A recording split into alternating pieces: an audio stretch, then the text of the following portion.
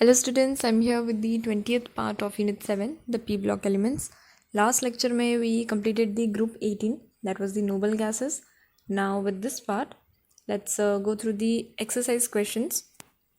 So the very first question, that is 7.1, discuss the general characteristics of group 15 elements with reference to the electronic configuration, oxidation state, atomic size, ionization enthalpy and electron negativity. मतलब हमें इन characteristics को discuss करना है कौन से group के लिए, group 15 के लिए. तो ग्रुप 15 के कैरेक्टरिस्टिक्स को डिस्कस करने से पहले थोड़ा पी ब्लॉक का फ्लैशबैक ले लेते हैं एक बार. So here is the P block elements. Periodic table में जो राइट हैंड साइड का ब्लॉक है that is the P block. अब पी ब्लॉक में ओवरऑल कितने ग्रुप्स होते हैं? There are total 6 groups that are in P block. That is group 13, group 14, 15, 16, 17 and group 18. तो ओवरऑल 6 ग्रुप्स होते हैं. इनकी जनरल कन्फिग्रेशन की बात करें, ओवरऑल पूरे ग्रुप की जो जनरल एक कन्फिग्रेशन है उसकी बात करें तो इट इज़ NS2 NP1 से लेके 6 तक. ठीक है, NS2 NP1 से लेके 6 तक. मतलब अगर एक सर्टेन ग्रुप है तो वहाँ पे P1 होगा अगर हम फर्स्ट ग्रुप की बात करें. Then next on P2, P3, P4, P5 and P6. So उसी तरीके से अगर मैं फर्स्ट ग्रुप की बात करूँ that is this one, group 13. इस पहले ग्रुप के लिए कन्फिग्रेशन क्या हो जाएगी? It is going to be NS2. ये तो कॉमन रहेगा सब में, लेकिन P सबशेल में कितने इलेक्ट्रॉन्स जाएंगे? Only 1 electron. तो NS2 NP1 becomes the configuration for group 13. उसी तरह अगर ग्रुप 14 की बात करें जो कि नेक्स्ट ग्रुप है तो यहाँ पे कन्फिग्रेशन क्या हो जाएगी? NS2 NP2. देन ग्रुप 15 के लिए NS2 NP3. ग्रुप 16 के लिए NS2 NP4. Then group 17 NS2 NP5 and lastly group 18 के लिए क्या हो जाएगी? NS2 NP6. ठीक है, अब यहाँ पे हमें पता है कि helium is an exception, right. Helium exceptional case है, दैट इज़ 1s2 इसकी कन्फिग्रेशन होती है. लेकिन हीलियम के बाद जितने एलिमेंट्स हैं उन सब में तो NS2 NP6 ही वैलिड होगा. ओके, सो इतना तो इन्फॉर्मेशन बेसिक हमें है ही इसके बारे में, पी ब्लॉक के बारे में. अब हम डिस्कस करते हैं ग्रुप 15 के कैरेक्टरिस्टिक्स को. So the first characteristic of group 15 that is electronic configuration. अब ग्रुप नंबर जो होता है, ग्रुप नंबर जैसे अगर ग्रुप 15 है, ठीक है, तो इसके लिए अगर हमें वैलेंस इलेक्ट्रॉन्स पता होने चाहिए तो वैलेंस इलेक्ट्रॉन के लिए आप सिंपल ये अप्लाई कर सकते हो कि जो भी ग्रुप नंबर है ना उसमें 10 माइनस कर दी जाए. जैसे ग्रुप 15 है तो -10 अगर कर दिया तो कितना बचा? 5. मतलब 5 is the valence electron, number of valence electrons. Okay, अगर ग्रुप 13 है तो -10 करके कितना बचा? 3 इलेक्ट्रॉन्स. तो उसकी वैलेंस इलेक्ट्रॉन्स क्या हो जाएंगे? 3 इलेक्ट्रॉन्स. उसी तरह अगर ग्रुप 16 है तो वहाँ पे भी वही चीज़, 10 - 16 तो क्या हो जाएगा? 6 इलेक्ट्रॉन्स. तो उसकी वैलेंस इलेक्ट्रॉन्स जो हो गए वो 6 हो जाएंगे. उसी तरीके से अगर ग्रुप 17 है तो फिर -10 करके 7 वैलेंस इलेक्ट्रॉन्स. ग्रुप 18 है तो वैलेंस में कितने? Total 8 electrons. सो इस तरीके से हम 10 माइनस अगर करते हैं ग्रुप नंबर से तो सिंपली हमें वैलेंस इलेक्ट्रॉन्स मिल जाएगा. तो यहाँ पे कितने हो जाएंगे वैलेंस इलेक्ट्रॉन? 5, राइट. तो वैलेंस इलेक्ट्रॉन ग्रुप 15 के लिए हो जाते हैं 5. अब इनकी जो कन्फिग्रेशन है इलेक्ट्रॉनिक, 5 इलेक्ट्रॉन्स के साथ जो जनरल कन्फिग्रेशन होगी वो क्या हो जाएगी? It is going to be NS2 NP3, right. So यहाँ के 3 इलेक्ट्रॉन्स, यहाँ के 2 इलेक्ट्रॉन्स बिकम्स 5. तो ओवरऑल 5 वैलेंस इलेक्ट्रॉन्स कंप्लीटेड. अब ऑक्सीडेशन स्टेट की बात करते हैं.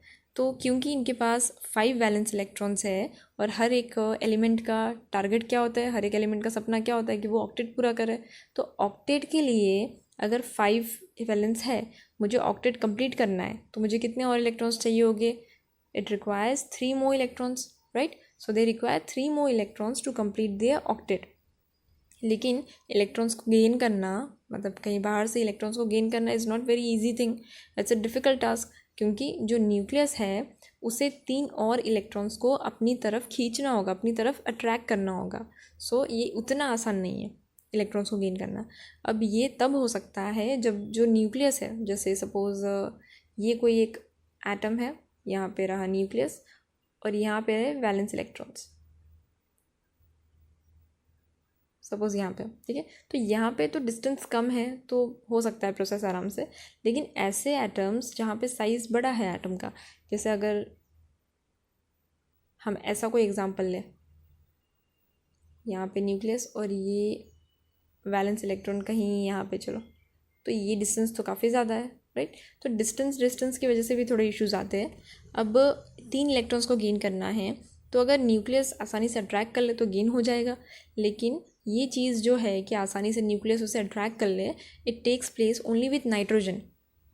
क्यों नाइट्रोजन के साथ ही? बिकॉज नाइट्रोजन कैसा है, अपने ग्रुप का पहला एलिमेंट है, तो उसका साइज़ कैसा होता है, it is the smallest in size.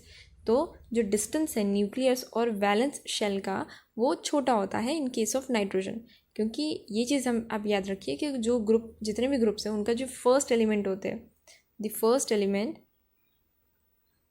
वो थोड़ा हटके प्रॉपर्टी दिखाते हैं सब में, तो उसमें हटके प्रॉपर्टी में ये प्रॉपर्टी भी होती है कि उनका साइज़ छोटा होता है बाकी एलिमेंट्स के कंपैरिजन में। सो नाइट्रोजन का भी वही केस है, due to its small size क्या होगा, यहाँ पे जो न्यूक्लियस है और वैलेंस शेल है उनके बीच का डिस्टेंस रिलेटिवली कम होगा, छोटा होगा। जबकि जो रिमेनिंग एलिमेंट्स है इस ग्रुप के, दे show a formal oxidation charge of -3 उनके कोवलेंट कंपाउंड्स में। और इस केस में हम जो जनरल ग्रुप 15 में हम देखते हैं, आपको जनरल ऑक्सीडेशन स्टेट्स देखने को मिलेंगे, दैट इज +5, देन +3, देन -3, ये वाले, ठीक है। इनके अलावा नाइट्रोजन और फॉस्फोरस कुछ और स्टेट्स भी दिखाते हैं, जैसे -1 हो गया, -2 हो गया। Next, all the elements in this group they show +3, +5 states, that is the general state. लेकिन जो स्टेबिलिटी होती है +5 की, वो कम होती जाती है as we move downwards the group, ठीक है। ये हम जानते हैं कि ग्रुप 15 जो है, या कोई भी ग्रुप ले लीजिए, जो स्टेबिलिटी होगी हायर ऑक्सीडेशन स्टेट जो +5 है यहाँ पे, वो कम होती जाएगी। क्यों? Due to the inert pair effect, जो हमने इनिशियली बिगिनिंग में डिस्कस किया था। तो इनर्ट पेयर इफेक्ट की वजह से क्या होगा, जो +5 जैसा स्टेट है वो धीरे धीरे कम स्टेबल होता जाएगा, और जो छोटा स्टेट है जैसे +3 हो गया, वो ज़्यादा स्टेबल होगा इन कंपैरिजन टू +5। क्यों हो रहा है ये? Due to the inert pair effect. Next is ionization enthalpy and electronegativity. First, ionization enthalpy decreases on moving down a group. This is because of increasing atomic size. जैसे हम downwards move करेंगे, क्या होता है, साइज़ बढ़ रहा है, तो उसकी वजह से ionization enthalpy डिक्रीज़ होती है, and as we move down electronegativity भी डिक्रीज़ होती है। क्यों? क्योंकि साइज़ बढ़ता है। और इनफैक्ट अगर मैं फर्स्ट आयनाइजेशन एनर्जी की जो हम बात कर रहे हैं यहाँ पे, उसमें काफ़ी ज़्यादा डिफरेंस देखने को मिलता है। जैसे नाइट्रोजन है और फॉस्फोरस है, इनकी जो फर्स्ट आयनाइजेशन वैल्यूज़ आप कंपेयर करोगे तो उनमें काफ़ी डिफरेंस होता है। क्यों? क्योंकि नाइट्रोजन ठहरा छोटे साइज़ का, लेकिन फॉस्फोरस का साइज़ सडन इंक्रीज़ हो जाता है नेक्स्ट एलिमेंट का, तो उसकी साइज़ डिफरेंस की वजह से ये फ़र्क देखने को मिलता है। देन एटॉमिक साइज़, तो on moving down the group atomic size increases, ये तो आपको अब तक याद हो ही जाना चाहिए, because this increase in atomic size is attributed to an increase in number of shells. Number of shells बढ़ते हैं जिसकी वजह से एटॉमिक साइज भी इंक्रीज होता है। The second question, that is 7.2, why does the reactivity of nitrogen differ from phosphorus. Phosphorus से nitrogen की रिएक्टिविटी क्यों डिफर करती है? तो जो नाइट्रोजन है वो केमिकली कम रिएक्टिव होता है, क्योंकि वो एग्जिस्ट करता है N2 वाले फॉर्म में, ठीक है। N2 फॉर्म में नाइट्रोजन हमें मिलता है। यहाँ पे जो N2 है ना, दिस N2, ये नाइट्रोजन और नाइट्रोजन के बीच में ट्रिपल बॉन्ड प्रेजेंट होता है। कौन सा बॉन्ड? Triple bond. और जैसा हम अब तक पढ़ चुके हैं, ट्रिपल बॉन्ड है मतलब बॉन्ड स्ट्रेंथ ज़्यादा है, तो इसे तोड़ना इतनी कोई मजाक की बात तो है नहीं, ज़्यादा एनर्जी चाहिए होगी। तो यहाँ पे जो बॉन्ड ब्रेक करने के लिए एनर्जी चाहिए वो भी ज़्यादा होती है। इसके लिए N2 जो है वो ज़्यादा रिएक्टिव नहीं होता नेचर में, क्योंकि ये बॉन्ड टूटेगा तभी तो N2 अलग होगा, N यहाँ पे अलग होगा, N ये वाला N अलग होगा, तभी तो ये कहीं और जाकर रिएक्ट करेगा। वो कब होगा? जब ये बॉन्ड टूटेगा तब। अब ये बॉन्ड की एनर्जी इतनी ज़्यादा है तो इसे तोड़ना उतना आसान नहीं है, इसकी वजह से N2 कम रिएक्टिव होता है। दूसरी जो बात कि फॉस्फोरस जो है, दूसरी तरफ फॉस्फोरस एग्जिस्ट करता है P4 फॉर्म में, मतलब P4 में जो PP बॉन्ड्स होते हैं ना, वो सिंगल बॉन्ड्स होते हैं। और ये चीज़ हम जानते हैं कि सिंगल बॉन्ड कैसा होता है, it is more prone to break, मतलब थोड़ी एनर्जी लगी तो क्योंकि सिंगल बॉन्ड है तो वो टूट सकता है आराम से। सिंगल के कंपैरिजन में अगर ट्रिपल बॉन्ड है तो वो कहाँ से आसानी से टूटेगा, उसमें ज़्यादा एनर्जी चाहिए होगी। सो यहाँ पे भी वही केस होता है कि because of the high stability of its molecule N2 that is a nitrogen nitrogen triple bond, जो दो नाइट्रोजन ट्रिपल बॉन्ड बना रहे हैं, इसकी वजह से उनका बॉन्ड स्ट्रेंथ भी हाई होता है, तो उसे तोड़ना आसान नहीं होता. And because of nitrogen small size, वो पी पाई बॉन्ड अपने आपस में बॉन्ड्स के साथ बना, अपने सेम एटम्स के साथ बना सकता है. ये एक जो स्पेशल फीचर है, ये सारे ग्रुप के जो फर्स्ट एलिमेंट्स होते हैं उन्हीं में देखने को मिलते हैं. जैसे नाइट्रोजन हो गया, देन कार्बन हो गया, ये आपस में अपने अपने एलिमेंट्स के साथ पी पाई बॉन्ड बना सकते हैं. बट यही चीज़ उसी ग्रुप के दूसरे जो मेंबर्स हैं उनके लिए उतनी ईजी नहीं होती. सो ये एक एक्स्ट्रा फीचर होता है नाइट्रोजन के पास. And this property is not exhibited by atoms such as phosphorus. इसके लिए फॉस्फरस जो होता है इट इज़ मोर रिएक्टिव. ठीक है, क्योंकि नाइट्रोजन में ट्रिपल बॉन्ड है, वो ब्रेक नहीं हो सकता आसानी से. फॉस्फरस तो सिंगल बॉन्ड से जुड़ा है, इसके लिए वो ज़्यादा रिएक्टिव होता है. Next is 7.3. Discuss the trends in chemical reactivity with group 15. Group 15 के जो केमिकल ट्रेंड्स है, जैसे रिएक्टिविटी टूवर्ड्स हाइड्रोजन, ये डायरेक्टली एनसीईआरटी का ही है. They form hydrides, EH3 types के हाइड्राइड्स बनाते हैं, जहाँ पे E can be any element. Group 15 का कोई भी मेंबर हो सकता है. स्टेबिलिटी जो है होती है हाइड्राइड्स की, वो क्या होती है, जैसे जैसे हम डाउनवर्ड्स मूव करते हैं नाइट्रोजन से बिस्मथ की तरफ, हाइड्राइड्स की स्टेबिलिटी डिक्रीज होती जाती है. ठीक है. और ऑक्सीजन की बात करें तो ये दो तरह के ऑक्साइड्स बनाते हैं, E2O3 एंड E2O5. जहाँ पे ये जो ऑक्साइड है, जहाँ पे हायर ऑक्सीडेशन स्टेट है, वो क्या होता है, ज़्यादा एसिडिक होता है. जितना ज़्यादा हायर ऑक्सीडेशन स्टेट उतना ज़्यादा एसिडिक नेचर में. और एसिडिक कैरेक्टर क्या होता है, decreases going down the group. Towards halogen they form 2 series of salts, जैसे EX3 and EX5, that is trihalide and pentahalide. लेकिन नाइट्रोजन जो है ये पेंटाहलाइड नहीं बना सकता है. क्यों, बेचारे के पास डी ऑर्बिटल नहीं है. ओके. और ट्राईहलाइड्स की स्टेबिलिटी की बात करें तो NX3 को छोड़ के बाकी सारे ट्राईहलाइड स्टेबल होते हैं. वहीं पे अगर मेटल्स के साथ रिएक्टिविटी देखते हैं तो they form binary compound, double वाले कंपाउंड्स बनाते हैं, जिसमें मेटल जो रहेगा वो एग्जिबिट करेगा -3 का oxidation state. Next is 7.4 question. Why does NH3 that is ammonia it forms hydrogen bond but PH3 does not. अब NH3 जो है वो हाइड्रोजन बॉन्ड बनाता है बट PH3 नहीं बनाता. ऐसा क्यों? नाइट्रोजन जो है एक तरफ NH3, दूसरी तरफ PH3. अब NH3 और PH3 में नाइट्रोजन और फॉस्फरस के बीच का जो इलेक्ट्रोनेगेटिव डिफरेंस है वो आता है. जैसे नाइट्रोजन है, ये क्या है, ज़्यादा इलेक्ट्रोनेगेटिव है. किसके कंपैरिजन में? फॉस्फरस के कंपैरिजन में. ओके. अब क्योंकि वो ज़्यादा इलेक्ट्रोनेगेटिव है, उसके पास ज़्यादा ताकत है कि वो इलेक्ट्रॉन्स को अपनी तरफ खींच के रख सकता है. सो इसकी वजह से क्या होता है, this causes a greater attraction of electron towards nitrogen in NH3 as compare to phosphorus. And so जो हाइड्रोजन बॉन्ड का एक्सटेंड होता है वो हमें नाइट्रोजन में ज़्यादा बेटर देखने को मिलता है एज़ कम्पेयर टू PH3. ठीक है. रीज़न क्या है, nitrogen is more electronegative phosphorus के मुकाबले. सो क्या है, जो इलेक्ट्रोनेगेटिव ज़्यादा है वो अपनी तरफ इलेक्ट्रॉन्स को ज़्यादा खींच के रखेगा कि इलेक्ट्रॉन्स इस तरफ होने चाहिए. Next is 7.5. How is nitrogen prepared in lab? Right the chemical equations of the reactions involve. तो नाइट्रोजन कैसे बनता है, an aqueous solution of ammonium chloride जो है NH4Cl, इसे ट्रीट किया जाता है सोडियम नाइट्राइड के साथ, दैट इज़ NaNO2, तब जाके हमें मिलता है नाइट्रोजन. और यहाँ पे जो NO और HNO3 है they are produced in small amount. और ये इम्प्योरिटीज़ को भी निकाल सकते हैं हम by passing nitrogen gas through aqueous sulphuric acid, जिसमें पोटेशियम डाइक्रोमेट हो. Next is question 7.6. How is ammonia manufactured industrially? Industrial level पे अमोनिया कैसे बनता है? तो हेबर्स प्रोसेस जो हमने डिटेल में डिस्कस किया था लेक्चर्स के टाइम पे, ammonia is prepared on large scale by Haber's process. यहाँ पे क्या होता था, नाइट्रोजन लिया, हाइड्रोजन लिया, in ratio of 1:3 at 773 kelvin क्या बना, अमोनिया बना. ठीक है.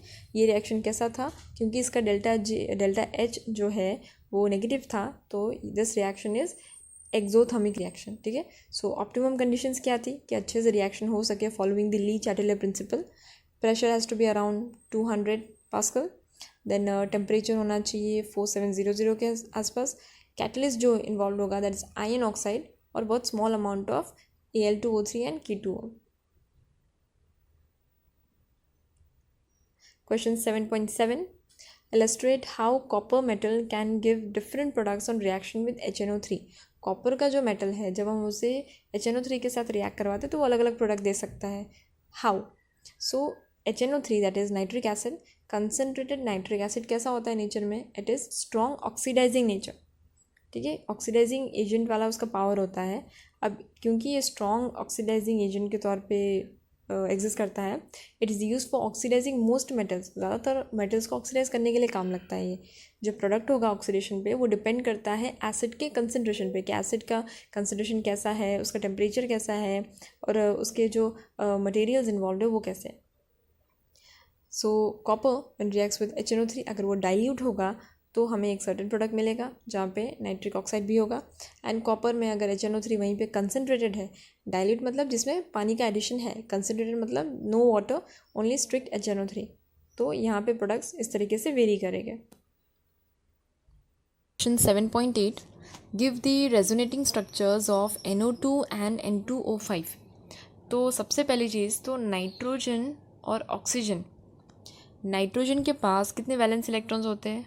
5 इलेक्ट्रॉन्स. ठीक है, 5 इलेक्ट्रॉन्स है जो इसके एकदम आउटर शेल पे रहेंगे. ऑक्सीजन के पास रहेंगे 6 इलेक्ट्रॉन्स जो एकदम आउटर शेल पे घूम रहे होंगे.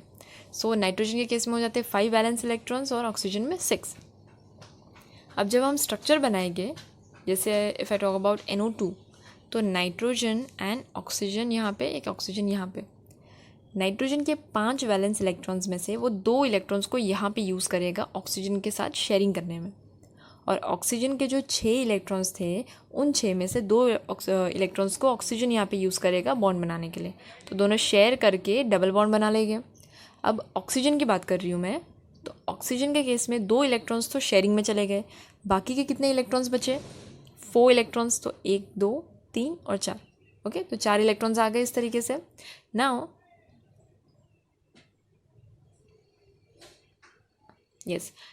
नाइट्रोजन की बात करें तो नाइट्रोजन ने 5 में से 2 इलेक्ट्रॉन्स को तो यहाँ पे यूज़ कर लिया. अब बाकी के जो 3 बचे उन 3 में से 2 इलेक्ट्रॉन्स यहाँ ऑक्सीजन के पास आएंगे बॉन्ड बनाने के लिए, और ये एक बॉन्ड बनाएंगे दैट इज़ कोऑर्डिनेट बॉन्ड.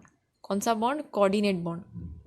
ठीक है, हम जानते हैं कि कोवलेंट बॉन्ड जो होता है, जैसे यहाँ पे A और B के बीच में कोवलेंट बॉन्ड बन रहा है, तो ये क्या बताता है कि A ने भी 1 इलेक्ट्रॉन दिया और B ने भी 1 इलेक्ट्रॉन दिया और दोनों ने एकदम खुशी खुशी शेयरिंग की बॉन्ड की और ये बॉन्ड बनाया. लेकिन जब कोऑर्डिनेट बॉन्ड की बात आती है तो दोनों इलेक्ट्रॉन्स कोई एक ही एटम देता है शेयरिंग के लिए, मतलब बॉन्ड बनाने के लिए. ठीक है, दोनों इलेक्ट्रॉन्स कोई एक ही एटम देगा बॉन्ड बनाने के लिए, एंड वहाँ पे जो बॉन्ड बन रहा है उसे हम कहते हैं कोऑर्डिनेट बॉन्ड.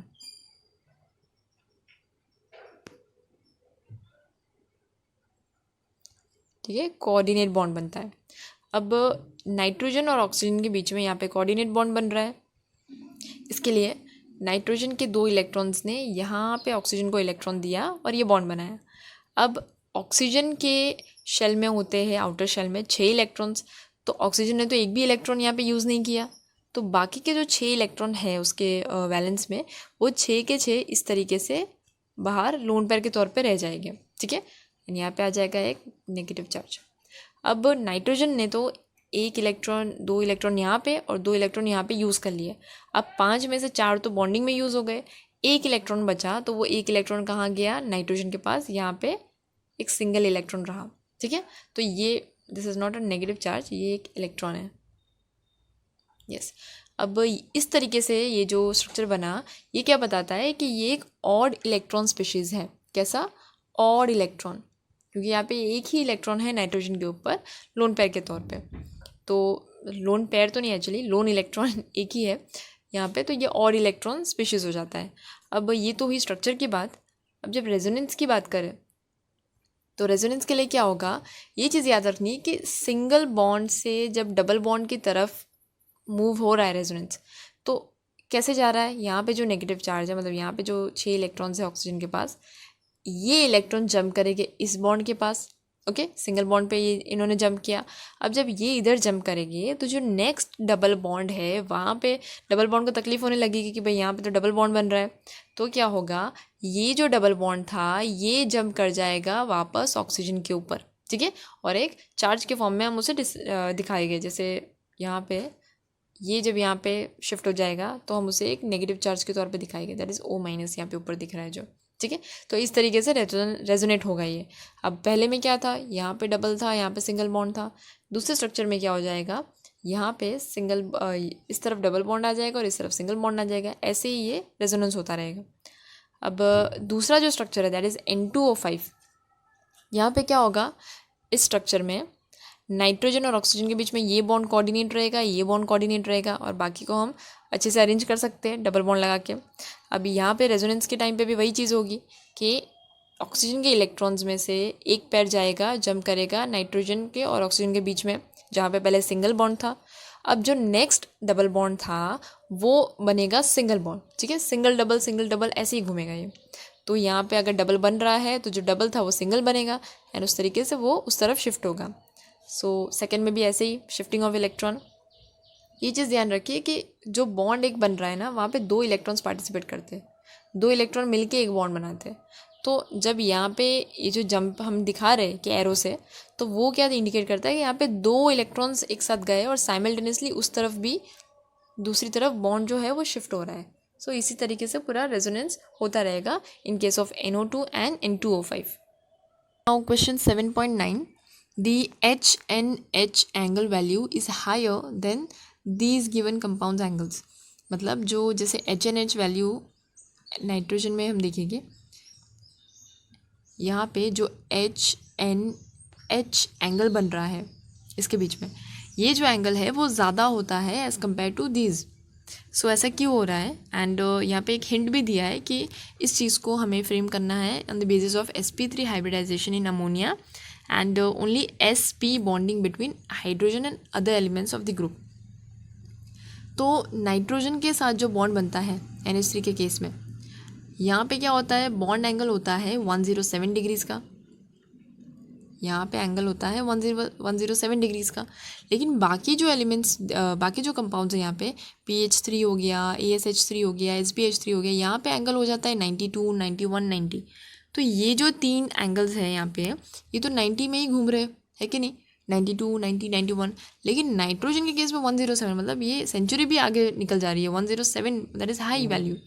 तो ऐसा क्यों हो रहा है, बिकॉज अमोनिया जैसे हम लेते हैं तो नाइट्रोजन जो है यहाँ पे सेंट्रल एलिमेंट होगा, ये सेंटर में है तो ये हो गया सेंट्रल एलिमेंट। अब नाइट्रोजन ठहरा ज़्यादा इलेक्ट्रोनेगेटिव नेचर का। कैसा नेचर है इसका, ज़्यादा इलेक्ट्रोनेगेटिव नेचर है। अब ज़्यादा इलेक्ट्रोनेगेटिव है तो इसकी आदत क्या है कि जो बॉन्ड बनेगा ना, ये क्या करेगा, हमेशा इलेक्ट्रॉन्स को धमका के रखेगा कि मेरी पार्टी को ज़्यादा सपोर्ट करो। मतलब बॉन्ड में रहेंगे तो ज़रूर, बट ज़्यादा सपोर्ट ज़्यादा किसकी तरफ खींचे रहेंगे, नाइट्रोजन की तरफ ज़्यादा खींचे रहेंगे। सो जब नाइट्रोजन और हाइड्रोजन में बॉन्ड बनेगा तो ये जो इलेक्ट्रॉन क्लाउड है ये ज़्यादा किसकी तरफ रहेगी, ये नाइट्रोजन की तरफ ज़्यादा रहेगा, ठीक है। तो अब क्योंकि ये नाइट्रोजन की तरफ ज़्यादा है तो यहाँ इस बॉन्ड में भी वही चीज़ होगी एंड इस बॉन्ड में भी वही चीज़ होगी, यहाँ पे भी वही होने वाला है। तो उसकी वजह से क्या होगा कि जो इलेक्ट्रॉन्स है वो इस तरफ आ जाएंगे, इसके क्लोज आ जाएंगे, मतलब इसके आसपास ज़्यादा आ जाएंगे। तो यहाँ पे डेंसिटी बढ़ जाएगी इलेक्ट्रॉन्स की, ज़्यादा डेंस हो जाएगा ना नाइट्रोजन, क्योंकि उसके सराउंडिंग में इलेक्ट्रॉन डेंसिटी ज़्यादा है। इस डेंसिटी की वजह से क्या होगा कि इलेक्ट्रॉन यहाँ पे भी इलेक्ट्रॉन नज़दीक है, यहाँ पे भी इलेक्ट्रॉन नज़दीक है, और नाइट्रोजन भी ठहरा छोटे साइज़ का, छोटा एटम है। तो इसकी वजह से क्या होगा, यहाँ पे रिपल्जन स्टार्ट हो जाएगा इनके इलेक्ट्रॉन्स के बीच में। अब रिपल्जन होगा मतलब एक दोनों एक दूसरे के थोड़ा दूर जाएंगे, इलेक्ट्रॉन पेयर्स के बीच में रिपल्जन जब होगा तो ये दोनों दूर जाएंगे। अब जब ये दूर जाएंगे मतलब ये एंगल थोड़ा बड़ा होता जाएगा, एंड सो यहाँ पे हमें हायर वैल्यू मिलेगी एंगल की, दैट इज़ 107, ठीक है। अब इलेक्ट्रोनेगेटिविटी है, आप कहोगे कि बाकी एलिमेंट्स के पास नहीं है क्या, लेकिन जो जनरल ट्रेंड है जो हम पहले पढ़ चुके हैं अब तक कि टॉप टू बॉटम इलेक्ट्रोनेगेटिविटी भी कम होती है, मतलब उस हिसाब से तो नाइट्रोजन ही किंग है यहाँ पे, ज़्यादा सबसे ज़्यादा इलेक्ट्रोनेगेटिविटी तो उसी की रही ना पूरे ग्रुप में। सो इसकी वजह से क्या हो रहा है कि रिपल्जन्स हो रहे हैं एंड उसकी वजह से बॉन्ड एंगल ज़्यादा हो रहा है, ज़्यादा इन द सेंस 107 डिग्रीज तक पहुँच रहा है। और क्योंकि electronegativity going down the group decrease हो रही है, बाकी एलिमेंट्स में ये चीज़ें देखने को नहीं मिलती। और जो रिपल्सिव इंटरेक्शंस होते हैं बिटवीन इलेक्ट्रॉन पेयर वो धीरे धीरे डिक्रीज़ होता जाता है जैसे हम टॉप टू बॉटम मूव करते हैं। एंड सो क्योंकि रिपल्जन डिक्रीज़ हो रहा है, इंटरेक्शन डिक्रीज़ हो रहा है, तो जो एंगल है वो भी कम होता जाता है। इसलिए हम देखते हैं कि जो NH3 है वहाँ पे 107 है, उसके बाद तुरंत कम होकर डायरेक्ट 92 पे पहुँच जाता है, फिर वापस एक और वैल्यू कम, दैट इज़ 91, फिर एक और वैल्यू कम, इस तरीके से। Okay, so this is the reason कि नाइट्रोजन ज़्यादा इलेक्ट्रोनेगेटिव है, इलेक्ट्रॉन्स को अपनी तरफ खींच देता है, और वो इलेक्ट्रॉन्स जो उसकी तरफ खींचे हैं वो डेंसिटी क्रिएट करते हैं वहाँ पे, जिसकी वजह से इलेक्ट्रॉन्स में आपस में रिपल्जन स्टार्ट हो जाता है, एंड उस रिपल्जन के कारण जो बॉन्ड एंगल है वो मैक्सिमम हो जाता है। Question 7.10, why does R3P double bond O exist but R3N double bond O does not? क्यों ये पॉसिबल है बट ये एग्जिस्ट नहीं करता? तो पहले स्ट्रक्चर बना लेते हैं। कुछ ऐसा स्ट्रक्चर बनेगा इसका। अब यहाँ पे ओवरऑल 5 बॉन्ड्स बन रहे हैं, राइट। अब 5 बॉन्ड्स बन रहे हैं जो फॉस्फोरस बना सकता है, ये पॉसिबल भी है फॉस्फोरस के केस में। तो ऐसा पॉसिबल क्यों है? बिकॉज इसके पास क्या है, वेकेंट डी ऑर्बिटल है, वेकेंट डी ऑर्बिटल प्रेजेंट है। किसके केस में? फॉस्फोरस के केस में। Okay, it is present. लेकिन जब हम नाइट्रोजन की बात करते हैं, नाइट्रोजन के पास डी ऑर्बिटल ही नहीं है, वेकेंट डी ऑर्बिटल नाइट्रोजन के केस में प्रेजेंट नहीं होता। फॉस्फोरस के पास है तो वो अपना ऑक्टेट जो है वो एक्सपांड कर सकता है, क्योंकि उसके पास जगह है तो वो उसे यूज़ कर सकता है। लेकिन नाइट्रोजन के केस में अगर हम ऐसा कुछ ड्रॉ करें तो वो पॉसिबल ही नहीं है, बिकॉज वो एग्जिस्ट नहीं कर पाएगा। क्यों? बिकॉज इसके पास वेकेंट डी ऑर्बिटल नहीं होता।